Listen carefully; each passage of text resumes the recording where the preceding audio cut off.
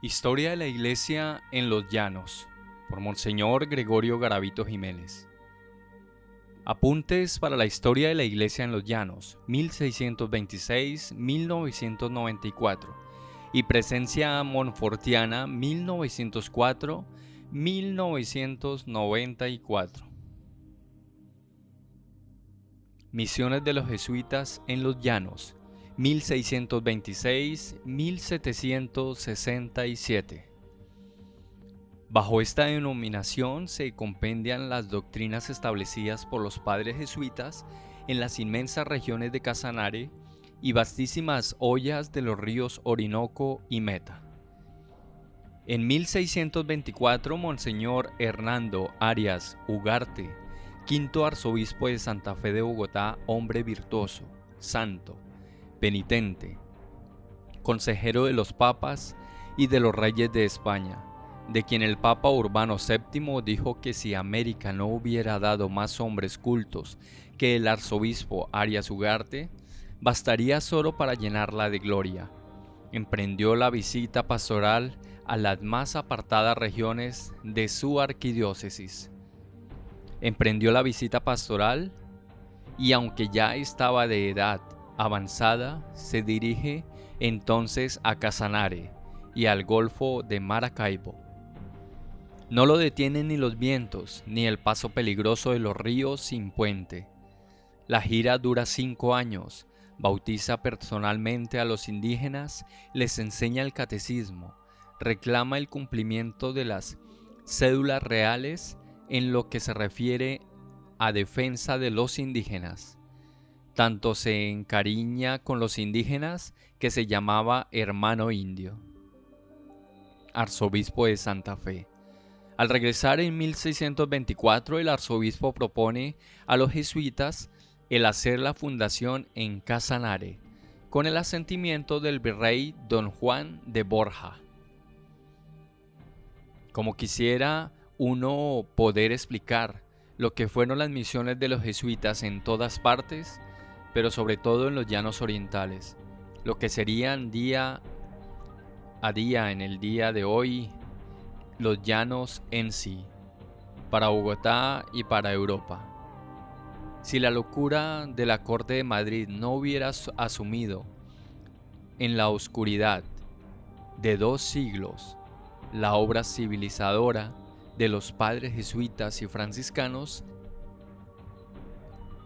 tendríamos que leer con avidez las 300 páginas de la bien documentada y amenamente escrita obra del padre Hipólito Jerez, Los jesuitas en Casanare, o la obra del padre Juan Manuel Pachecos, Los jesuitas en Colombia.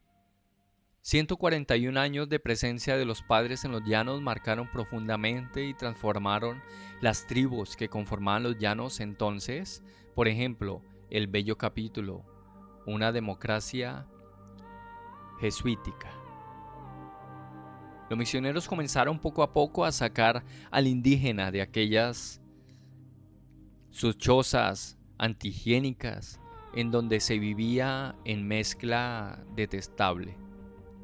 Las ideas cristianas hicieron el milagro que viera el gobernador de Montevideo, Joaquín de Viana, quien al visitar a uno de estos pueblos, invento de jesuitas, exclamará: ¿y estos son los pueblos que nos mandan entregar a los portugueses?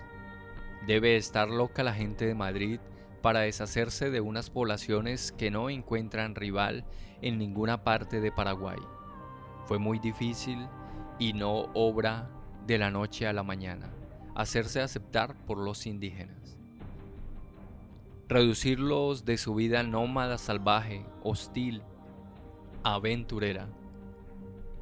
Los jesuitas tuvieron que empeñar la más valiosa unidad para realizar el proyecto que les encomendara el señor arzobispo de Bogotá, y llegaron a tener varios verdaderos mártires, asesinados por los feroces caribes, reducidos ya de su vida nómada, sobre el mejor terreno posible de todos los aspectos, organizaban las poblaciones. La iglesia era el edificio al que se ceñía el municipio. Al lado y lado estaban pegadas la casa cural y las escuelas, por delante una plaza cuadrada, luego por los lados los edificios para las familias y en entorno a orillas de corriente de agua. Se percelaban los campos de labranza. Tenemos la repartición cuidadosa de las tareas espirituales y materiales de las nuevas comunidades. Luego, como dijimos, trabajaron ellos, sacerdotes muy eminentes en santidad y hábiles y conocedores de todos los conocimientos humanos necesarios para formar a los indígenas. José Dadey, verdadero sabio de su época, lingüista preparado, ya con 26 años de trabajo en las doctrinas de Honda, Fontibón y Cajicá. Hábil músico, fundó en Fontibón una verdadera Escola Cantorum para que los futuros misioneros estuvieran preparados en canto sagrado, polifonía, manejo de instrumentos musicales. Él mismo construyó en Fontibón el primer órgano, aprovechando los materiales como caña brava, y luego construyó otros en Casanare. Tanto él como los padres enseñaron a los indígenas la lectura musical, que hoy no se hace en los seminarios. Algún visitante quedó sorprendido al oír a los indígenas cantando polifonía en palestrina, con acompañamiento de violines, trompetas y otros instrumentos. Dadey, que dirigió la misa llamada del Papa Marcelo en Bogotá, trasladó esa misma ciencia a Casanare. Enseñaron a los indígenas a fundir campanas, al trabajo de carpintería, herrería, tejidos, agricultura, etc. A pintar en los lienzos de los talleres indígenas los cuadros célebres. B.R. G.R. de Murillo. También los jesuitas importaron un buen contingente de ganados. Ahí están los orígenes de las inmensas dehesas que hoy enriquecen nuestros llanos. ¿Sabrán esto los archimillonarios ganaderos? ¿Pensarán a quién deben hoy sus riquezas agropecuarias? El célebre padre Gumillas importó el café, venido de Abisinia. Él lo trajo a la Guayana en 1731, plantó grandes campos en Casanare y de ahí pasó al interior del país. Solo en 1771 llegó al Brasil, hoy fuerte competidor de Colombia en el precioso grano, base de nuestro comercio internacional. Ellos plantaron algodón, cacao, del que todavía quedan enormes bosques en Amanaben.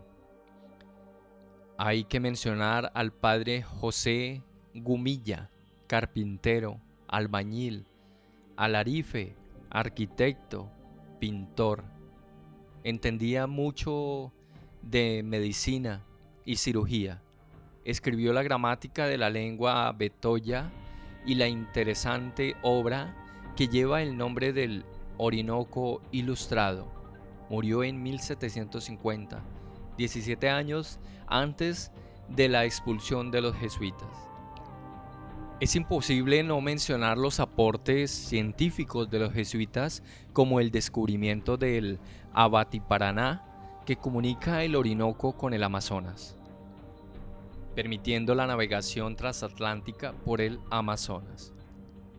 Los datos anteriores, muy sumarios, nos permiten intuir la grandiosidad de la obra de los jesuitas, que abarcó Venezuela, Arauca, Casanare, Vichada y el Meta hasta Apiay, a 13 kilómetros del actual Villavicencio.